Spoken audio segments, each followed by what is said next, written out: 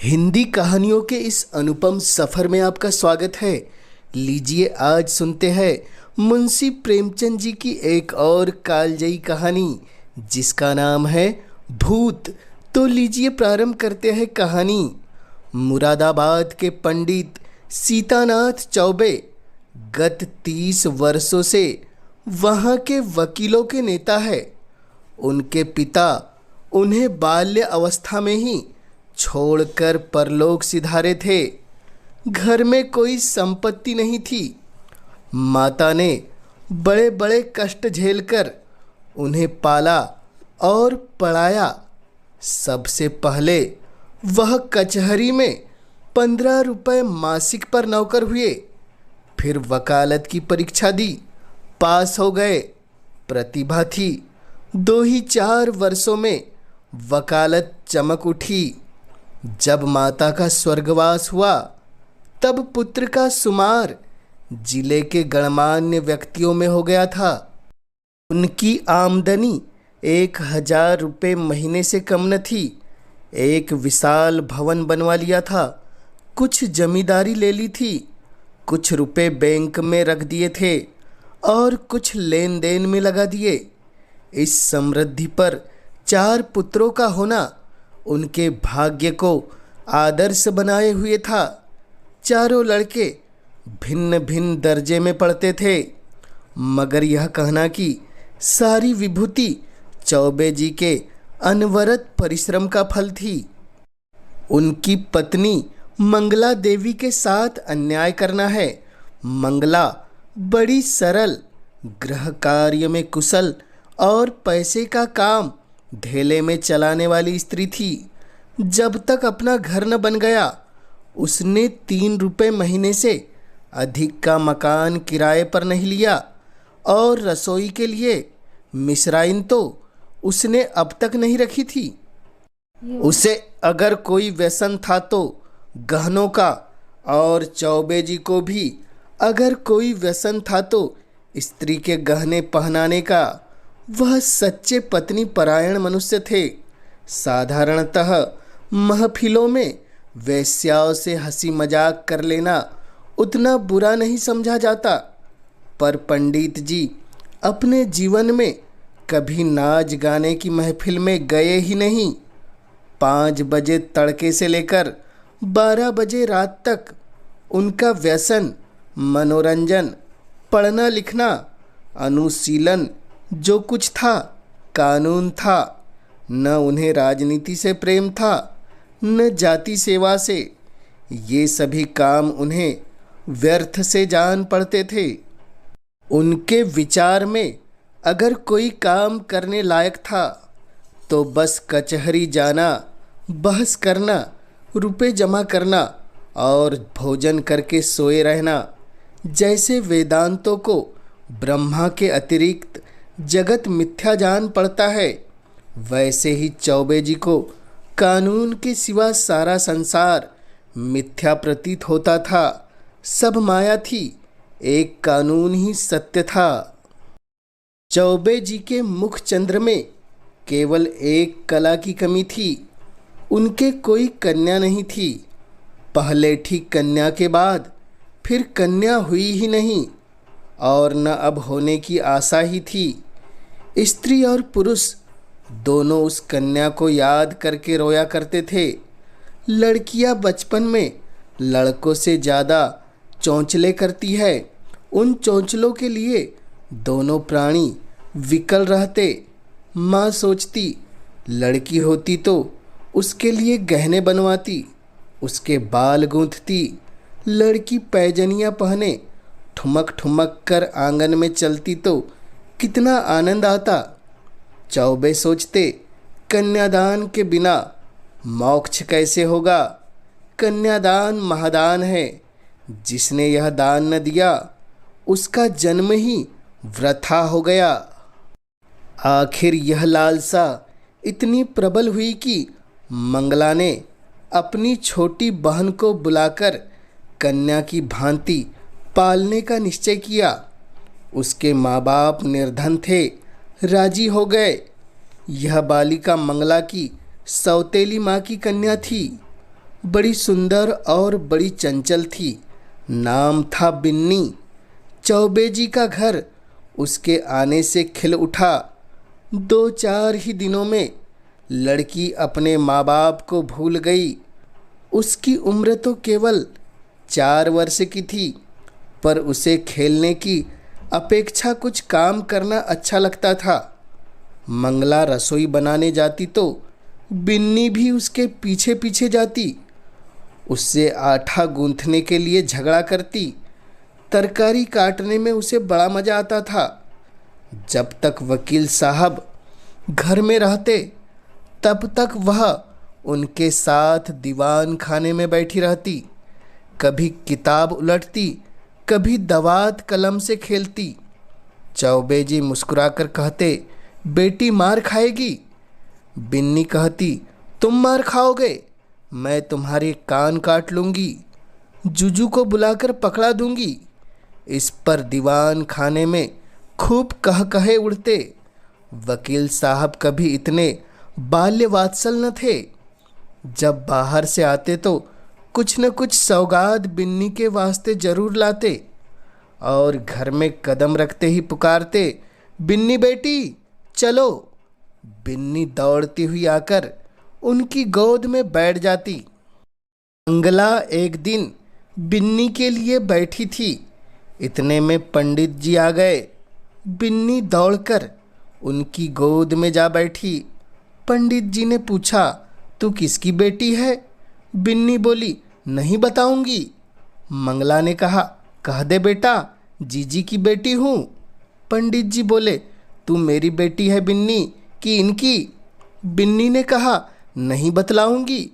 पंडित जी बोले, अच्छा, हम आंखें बंद किए बैठते हैं। बिन्नी जिसकी बेटी होगी उसकी गोद में बैठ जाएगी। बिन्नी उठी और फिर चौबे जी की गोद में बैठ गई। पंडित जी बोले, मेरी बेटी है मेरी बेटी, ऐसा अपनी स्त्री से कहा, अब न कहना कि मेरी बेटी है। मंगला बोली, अच्छा जाओ बिन्नी, अब तुम्हें मिठाई नहीं दूंगी, गुड़िया भी न मंगा दूंगी। बिन्नी बोली, भैया जी मंगवा देंगे, तुम्हें न दूंगी। वकील साहब ने हंसकर बिन्नी को छाती से लगा लिया और गोद में लिए हुए बाहर चले गए।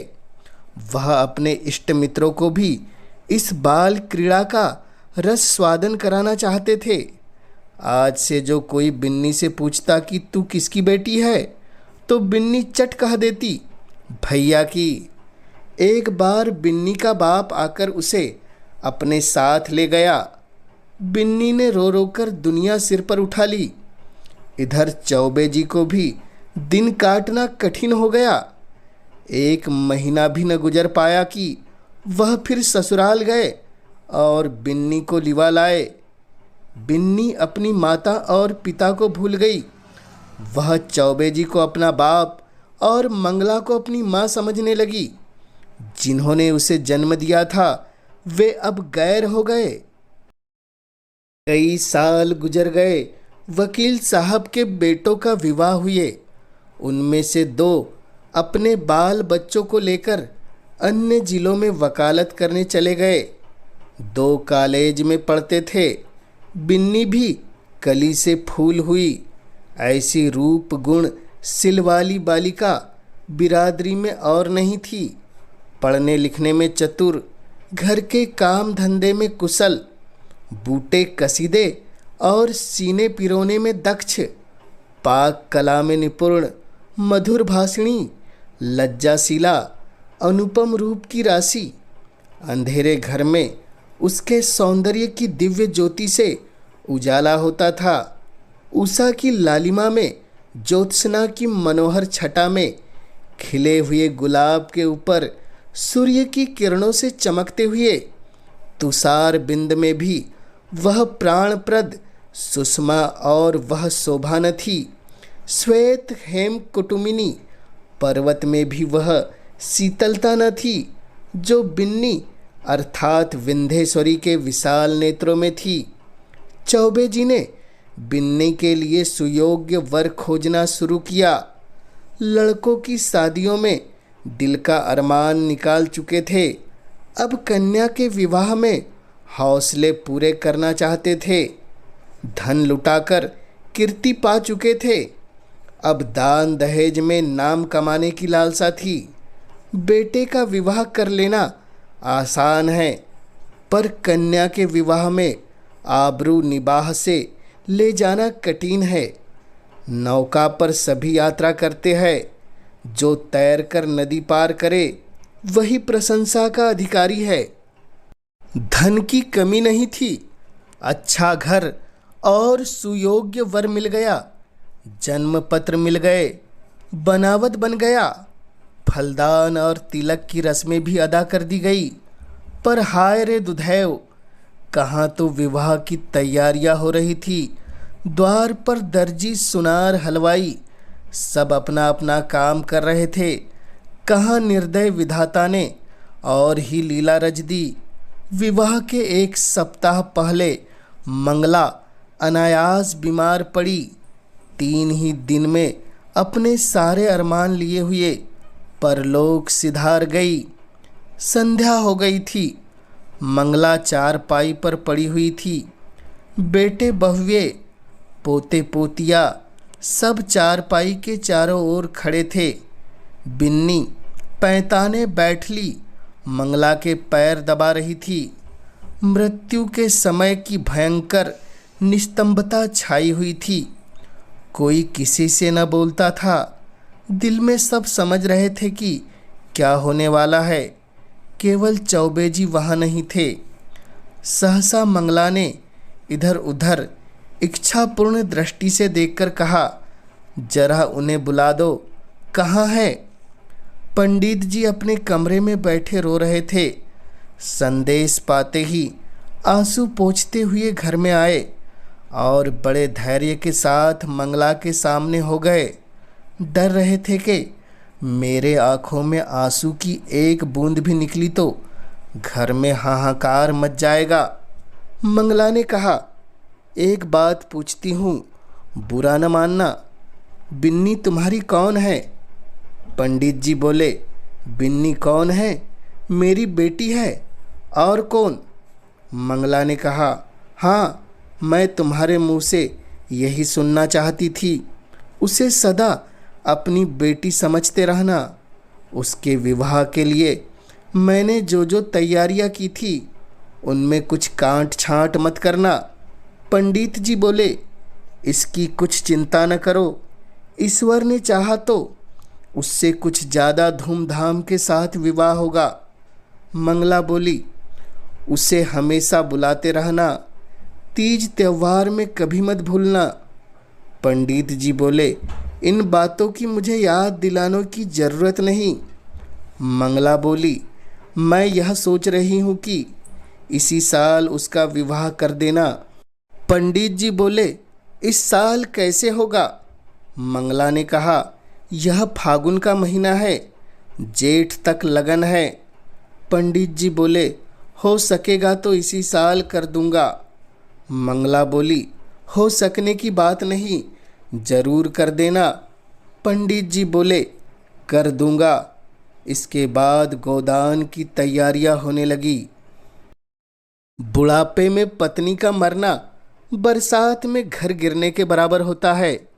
फिर उसके बनने की आशा नहीं होती। मंगला की मृत्यु से पंडित जी का जीवन अनियमित हो गया। लोगों से मिलना जुलना छूट गया। कई कई दिन कचहरी नहीं जाते, जाते भी तो बड़े आग्रह से।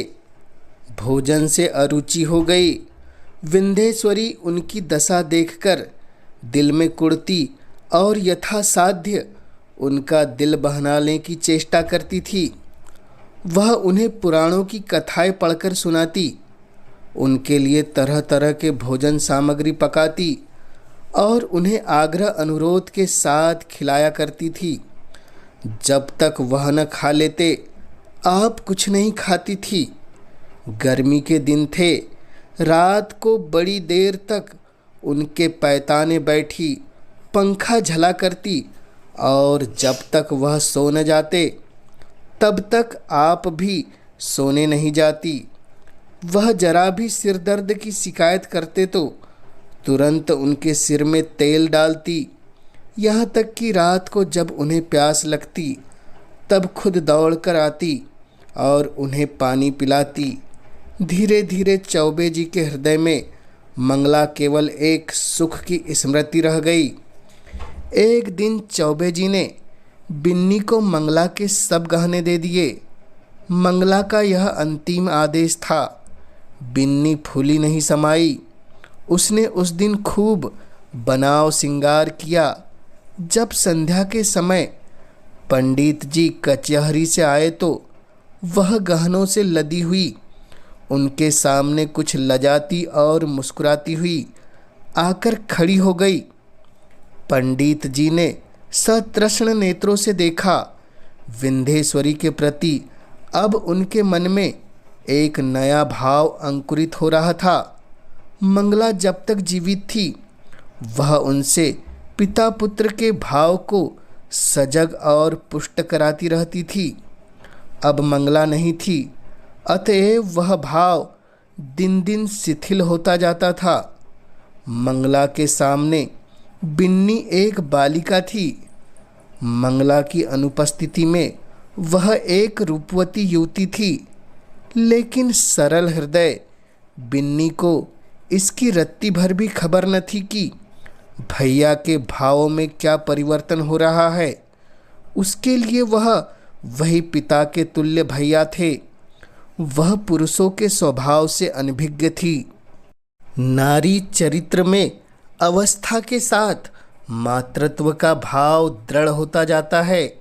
यहाँ तक कि एक समय ऐसा आता है जब नारी की दृष्टि में युवक मात्र पुत्र तुल्य हो जाते हैं। उसके मन में विषय वासना का लेस भी नहीं रह जाता। किंतु पुरुषों में यह अवस्था कभी नहीं आती। उनकी कामेंद्रिया क्रियाहीन भले ही हो जाए, पर विषय वासना संभवतः और भी बलवती हो जाती है। पुरुष वासनाओं से कभी मुक्त नहीं हो पाता, बल्कि ज्यों-ज्यों अवस्था ढलती है त्यों-त्यों ग्रीष्म ऋतु के अंतिम काल की भांति उसकी वासना की गर्मी भी प्रचंड होती जाती है। वह तृप्ति के लिए नीच साधनों का सहारा लेने को भी प्रयुक्त हो जाता है। जवानी में मनुष्य इतना नहीं गिरता, उसके चरित्र में गर्व की मात्रा अधिक रहती है। जो नीच साधनों से घृणा करती है वह किसी के घर में घुसने के लिए जबरदस्ती कर सकता है, किंतु परनाले के रास्ते नहीं आ सकता। पंडित जी ने बिन्नी को सतृष्ण नेत्रों से देखा और फिर अपनी इस उच्छलता पर लज्जित होकर आंखें नीची कर ली। बिन्नी इसका कुछ मतलब नहीं समझ सकी। पंडित जी बोले, तुम्हें देखकर मुझे मंगला की उस समय की याद आ रही है जब वह विवाह के समय यहाँ आई थी। बिल्कुल ऐसी सूरत थी, यही गोरा रंग, यही प्रसन्न मुख, यही कोमल गात, यही लचीली आंखें। वह चित्र अभी तक मेरे हृदय पट पर खींचा हुआ है, कभी नहीं मिट सकता। ईश्वर ने तुम्हारे रूप में मेरी मंगला मुझे फिर दे दी। बिन्नी बोली, आपके लिए क्या जलपान लाऊं? पंडित जी बोले, ले आना, अभी बैठो। मैं बहुत दुखी हूँ। तुमने मेरे शोक को भुला दिया है। वास्तव में तुमने मुझे जिला लिया, नहीं तो मुझे आशा नहीं थी कि मंगला के पीछे मैं जीवित रहूँगा। तुमने प्राण दान दिया, नहीं जानता तुम्हारे चले जाने पर मेरी क्या दशा होगी। बिन्नी बोली, कहाँ चले जाने के बाद? मैं तो कहीं नहीं जा रही हूँ। पंडित जी बोली, क्यों, तुम्हारे विवाह की तिथि आ रही है, चली ही जाओगी। बिन्नी सकुचाती हुई बोली, ऐसी जल्दी क्या है? पंडित जी बोले, क्यों जल्दी नहीं, जमाना हंसेगा। बिन्नी बोली, हंसने दीजिए, मैं यहीं आपकी सेवा करती रहूँगी। पंडित जी बोले, नहीं बिन्नी, मेरे लिए तुम क्यों हलकान होगी, मैं अभागा हूँ। जब तक जिंदगी है जीऊँगा, चाहे रोकर जीऊँ चाहे हंसकर। हंसी मेरी भाग्य से उठ गई, तुमने इतने दिनों संभाल लिया, यही क्या कम एहसान किया। मैं यह जानता हूँ कि तुम्हारे जाने के बाद कोई मेरी खबर लेने वाला नहीं रहेगा। यह घर तहस नहस हो जाएगा और मुझे घर छोड़कर भागना पड़ेगा। पर क्या किया जाए, लाचारी है। तुम्हारे बिना अब मैं यहाँ क्षण भर भी नहीं रह सकता। मंगला की खाली जगह तो तुमने पूरी की, अब तुम्हारा स्थान कौन पूरा करेगा। बिन्नी बोली, क्या इस साल रुकी नहीं सकती? मैं इस दशा में आपको छोड़कर नहीं जाऊंगी। पंडित जी बोले, अपने बस की बात तो नहीं, वे लोग आग्रह करेंगे तो मजबूर होकर करना ही पड़ेगा। बिन्नी बोली, बहुत जल्दी मचाए तो आप कह दीजिएगा, अब नहीं करेंगे।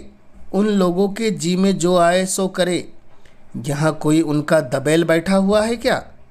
पंडित जी बोले, वे लोग अभी से आग्रह कर रहे हैं। बिन्नी बोली, आप फटकार कर क्यों नहीं कह देते? पंडित जी बोले, करना तो है ही, फिर विलंब क्यों करूं? यह दुख और वियोग तो एक दिन होना ही है। अपनी विपत्ति का भार तुम्हारे सिर क्यों रखूं? बिन्नी बोली, दुख सुख में काम न आऊंगी तो और किस दिन काम आऊंगी।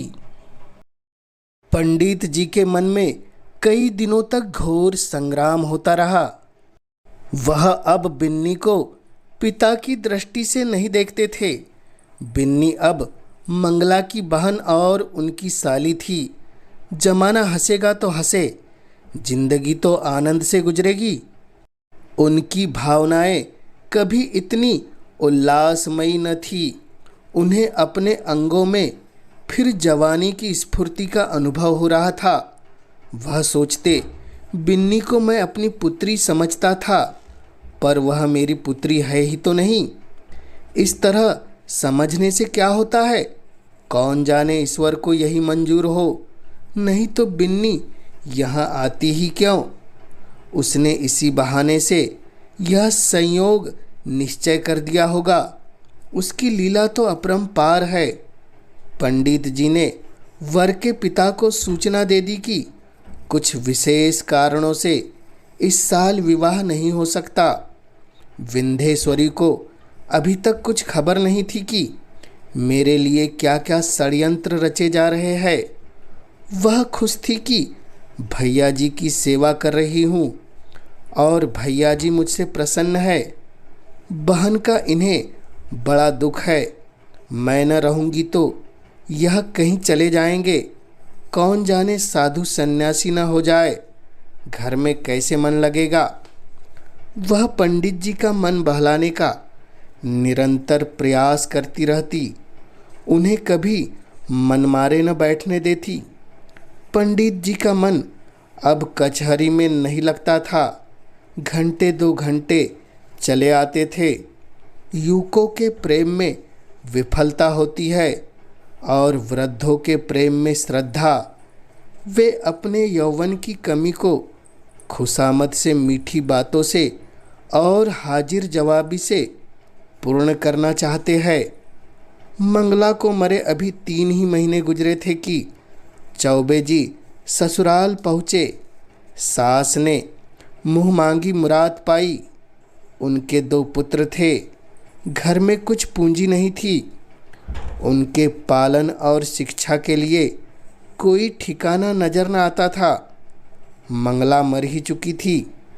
लड़की का ज्यों ही विवाह हो जाएगा, वह अपने घर हो रहेगी, फिर चौबे से नाता ही टूट जाएगा। वह इसी चिंता में पड़ी हुई थी कि चौबे जी पहुँचे, मानो देवता स्वयं वरदान देने आए हो।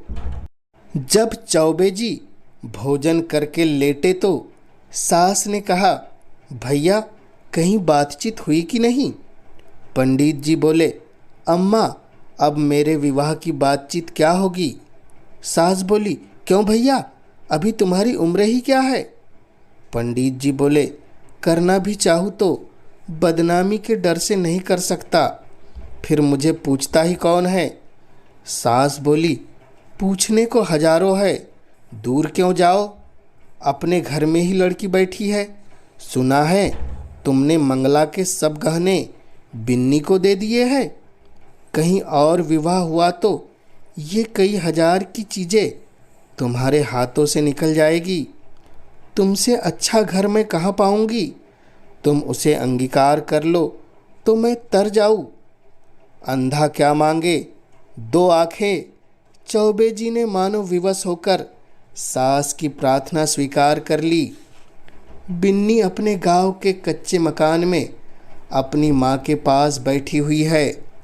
अब की चौबे जी ने उसकी सेवा के लिए एक लौंडी भी साथ कर दी है। विंध्येश्वरी के दोनों छोटे भाई विस्मित हो होकर उसके आभूषणों को देख रहे हैं। गांव की और कई स्त्रियां उसे देखने आई हुई है और उसके रूप लावण्य का विकास देखकर चकित हो रहे हैं। यह वही बिन्नी है जो यहाँ मोटी फरिया पहने खेला करती थी। रंग रूप कैसा निखर आया है, सुख की देह है ना। जब भीड़ कम हुई, एकांत हुआ, तो माता ने पूछा, तेरे भैया जी तो अच्छी तरह है ना। बेटी, यहाँ आए थे तो बहुत दुखी थे। मंगला का शोक उन्हें खाए जाता है। संसार में ऐसे मर्द भी होते हैं जो स्त्री के लिए प्राण दे देते हैं। नहीं तो यहाँ स्त्री मरी और चट दूसरा ब्याह रचाया। मानो मनाते रहते हैं कि यह मरे तो नई नवेली बहू घर लाए। विंध्येश्वरी बोली, उन्हें याद करके रोते हैं। चली आई हूँ, न जाने कैसे होंगे। माता बोली, मुझे तो डर लगता है कि तेरा ब्याह हो जाने पर कहीं घबराकर साधु फकीर न हो जाए। विंध्येश्वरी बोली, मुझे भी तो यही डर लगता है, इसी से तो मैंने कह दिया कि अभी जल्दी क्या है। माता बोली, जितने ही दिन उनकी सेवा करेगी उतना ही उनका स्नेह बढ़ेगा और तुम्हारे जाने से उन्हें उतना ही दुख अधिक होगा। बेटी, सच तो यह है कि वह तुम्ही को देखकर जीते हैं। इधर तुम्हारी डोली उठी और उधर उनका घर सत्यानाश हुआ। मैं तुम्हारी जगह होती तो उन्हीं से ब्याह कर लेती। विंध्येश्वरी बोली, ए हटो अम्मा, गाली देती हो। उन्होंने मुझे बेटी करके पाला है, मैं भी उन्हें अपना पिता। माता बोली, चुप रहे पगली, कहने से क्या होता है। विंध्येश्वरी बोली, अरे सोच तो अम्मा, कितनी बेढंगी बात है। माता बोली, मुझे तो इनमें कोई बेढंगापन नहीं दिखाई पड़ता। विंध्येश्वरी बोली, क्या कहती हो अम्मा, उनसे और मेरा। मैं तो लाज के मारे मर जाऊँ, उनके सामने तक न रह सकूँ। वह भी कभी न मानेंगे, मानने की बात भी हो भी तो। माता बोली, उनका जिम्मा मैं लेती हूँ, मैं उन्हें राजी कर लूँगी, तू राजी हो जा। याद रख, यह कोई हंसी खुशी का ब्याह नहीं है, उनकी प्राण रक्षा की बात है, जिसके सिवा संसार में हमारा और कोई नहीं। फिर अभी उनकी कुछ ऐसी उम्र भी तो नहीं है, 50 से 2 ही 4 साल ऊपर होंगे। उन्होंने एक ज्योतिषी से पूछा भी था, उसने उनकी कुंडली देखकर बतलाया कि आपकी ज़िंदगी कम से कम 70 वर्ष की है। देखने सुनने में भी वह 100-200 में एक आदमी है। बातचीत में चतुर माता ने कुछ ऐसा शब्द व्यू रचा कि सरल बालिका उसमें से निकल न सकी। माता जानती थी कि प्रलोभन का जादू इस पर नहीं चलेगा। धन का, आभूषणों का, कुल सम्मान का, सुखमय जीवन का उसने जिक्र तक नहीं किया। उसने केवल चौबे जी की दयनीय दशा पर जोर दिया। अंत को विंध्येश्वरी ने कहा, अम्मा, मैं जानती हूँ कि मेरे न रहने से उनको बड़ा दुख होगा। यह भी जानती हूँ कि मेरे जीवन में सुख नहीं लिखा है। अच्छा, उनके हित के लिए मैं अपना जीवन बलिदान कर दूंगी। ईश्वर की यही इच्छा है तो यही सही। चौबे जी के घर मंगल गान हो रहा था। विंध्येश्वरी आज वधू बनकर इस घर में आई है। कई वर्ष पहले वह चौबे जी की पुत्री बनकर आई थी। उसने कभी स्वप्न में भी नहीं सोचा कि मैं एक दिन इस घर की स्वामिनी बनूंगी। चौबे जी की सज धज आज देखने योग्य है। तंजेब का रंगीन कुर्ता, कतरी और संवरी हुई मूछें, खिजाब से चमकते हुए बाल, हंसता हुआ चेहरा, चढ़ी आंखें, यौवन का पूरा स्वांग था। रात बीत चुकी थी। विंध्येश्वरी आभूषणों से लदी हुई, भारी जोड़े पहने फर्श पर सिर झुकाए बैठी। उसे कोई उत्कंठा न थी, भय न था, केवल यह संकोच था कि मैं उनके सामने कैसे मुंह खोलूंगी। उनकी गोद में खेली हूँ, उनके कंधों पर बैठी हूँ, उनकी पीठ पर सवार हुई हूँ, कैसे उन्हें मुंह दिखाऊंगी। मगर वे पिछली बातें क्यों सोचूं? ईश्वर उन्हें प्रसन्न रखे। जिसके लिए मैंने पुत्री से पत्नी बनना स्वीकार किया वह पूर्ण हो, उनका जीवन आनंद से व्यतीत हो। इतने में चौबे जी आए। विंध्येश्वरी उठ खड़ी हुई। उसे इतनी लज्जा आई कि जी चाहा कहीं भाग जाए, खिड़की से नीचे कूद पड़े। चौबे जी ने उसका हाथ पकड़ लिया और बोले, बिन्नी, मुझसे डरती हो? बिन्नी कुछ न बोली, मूर्ति की तरह वहीं खड़ी रही। एक क्षण में चौबे जी ने उसे बिठा दिया। वह बैठ गई। उसका गला भर भर आता था। भाग्य की यह निर्दय लीला, यह क्रूर क्रीड़ा उसके लिए असहाय सी हो रही थी। पंडित जी ने पूछा, बिन्नी बोलती क्यों नहीं? क्या मुझसे नाराज हो? विंध्येश्वरी ने अपने कान बंद कर लिए। यही परिचित आवाज़ वह कितने दिनों से सुनती चली आती थी। आज वह व्यंग से भी तीव्र और उपहास से भी कटु प्रतीत होती थी। सहसा पंडित जी चौंक पड़े, आंखें फैल गई और दोनों हाथ मेंढक के पैरों की भांति सिकुड़ गए। वह 2 कदम पीछे हट गए। खिड़की से मंगला अंदर झांक रही थी। छाया नहीं, मंगला थी, सदेह साकार सजीव। चौबे जी कांपते हुए टूटी फूटी आवाज़ से बोले, बिन्नी देखो, वह क्या है? बिन्नी ने घबराकर खिड़की की ओर देखा। कुछ न था। बोली, क्या है? मुझे तो कुछ नहीं दिखाई देता। चौबे जी अब गायब हो गई, लेकिन ईश्वर जानता है मंगला थी। बिन्नी बोली, बहन? चौबे जी, हाँ हाँ, वही खिड़की से अंदर झांक रही थी। मेरे तो रोए रोए खड़े हो गए। विंध्येश्वरी कांपती हुई बोली, मैं यहाँ नहीं रहूँगी। चौबे जी बोले, नहीं नहीं बिन्नी, कोई डर नहीं है, मुझे धोखा हुआ होगा। बात यह है कि वह घर में रहती थी, यहीं सोती थी। इसी से कदाचित मेरी भावना ने उसकी मूर्ति लाकर खड़ी कर दी। कोई बात नहीं है।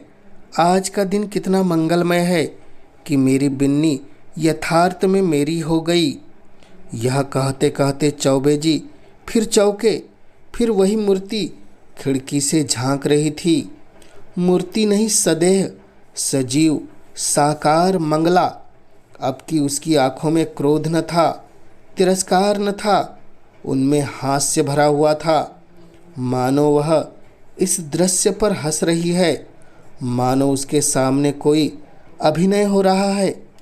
चौबे जी ने कांपते हुए कहा, बिन्नी, फिर वही बात हुई, वह देखो मंगला खड़ी है। विंध्येश्वरी चीखकर उनके गले से चिपट गई। चौबे जी ने महावीर का नाम जपते हुए कहा, मैं किवाड़ बंद किए देता हूँ। बिन्नी बोली, मैं इस घर में नहीं रहूँगी। रोकर बोली, भैया जी, तुमने बहन के अंतिम आदेश को नहीं माना, इसी से उनकी आत्मा दुखी हो रही है। मुझे तो किसी अमंगल की आशंका हो रही है। चौबे जी ने उठकर खिड़की के द्वार बंद कर दिए और कहा, मैं कल से दुर्गा पाठ कराऊंगा। आज तक कभी ऐसी शंका नहीं हुई थी। तुमसे क्या कहूँ, मालूम होता है कुछ ऐसा हुआ होगा। उस बात को जाने दो। यहाँ बड़ी गर्मी पड़ रही है, अभी पानी गिरने दो। 2 महीने से कम नहीं है। हम लोग मसूरी क्यों नहीं चले? विंध्येश्वरी बोली, मेरा तो कहीं जाने का जी नहीं चाहता। कल से दुर्गा पाठ जरूर कराना। मुझे अब इस कमरे में नींद नहीं आएगी। पंडित जी बोले, ग्रंथों में तो यही देखा है कि मरने के बाद केवल सूक्ष्म शरीर रह जाता है। फिर समझ में नहीं आता यह स्वरूप क्यों कर दिखाई दे रहा है। मैं सच कहता हूँ बिन्नी, अगर तुमने मुझ पर यह दया न की होती तो मैं कहीं का नहीं रहता। शायद इस वक्त मैं बद्रीनाथ के पहाड़ों पर सिर टकराता होता, या कौन जाने विष खाकर प्राण को अंत कर दिया होता। विंध्येश्वरी बोली, मंसूरी में किसी होटल में ठहरना पड़ेगा? पंडित जी बोले, नहीं, मकान भी मिलते हैं। मैं अपने एक मित्र को लिख देता हूँ, वह कोई मकान ठीक करके रखेगा वहाँ। बात पूरी न होने पाई थी कि न जाने कहाँ से जैसे आकाशवाणी हो आवाज़ आई, बिन्नी, बिन्नी, तुम्हारी पुत्री है। चौबे जी ने दोनों कान बंद कर लिए। भय से थर-थर काँपते हुए बोले, बिन्नी, यहाँ से चले, नहीं जाने की आवाज़ आ रही है। बिन्नी तुम्हारी पुत्री है। यह ध्वनि सहस्त्रों कानों से पंडित जी को सुनाई पड़ने लगी, मानो उस कमरे की एक एक वस्तु से यही सदा आ रही है। बिन्नी ने रोकर पूछा, कैसी आवाज़ थी? पंडित जी बोली, क्या बताऊँ, कहते लज्जा आती है। बिन्नी बोली, जरूर बहन जी की आत्मा है। बहन, मुझ पर दया करो, मैं सर्वथा निर्दोष हूँ। पंडित जी बोले, फिर वही आवाज़ आ रही है। हाय ईश्वर, कहाँ जाऊँ? मेरे तो रोम रोम में वे ही शब्द गूंज रहे हैं। बिन्नी, बुरा किया, मंगला सती थी, उसके आदेश की उपेक्षा करके मैंने अपने हक में जहर बोया। कहाँ जाऊँ, क्या करूँ? यह कहकर पंडित जी ने कमरे के किवाड़ खोल दिए और बेतहाशा भागे। अपने मर्दाने कमरे में पहुंचकर वह गिर पड़े, मूर्छा आ गई। विंध्येश्वरी भी दौड़ी, पर चौखट से बाहर निकलते ही गिर पड़ी।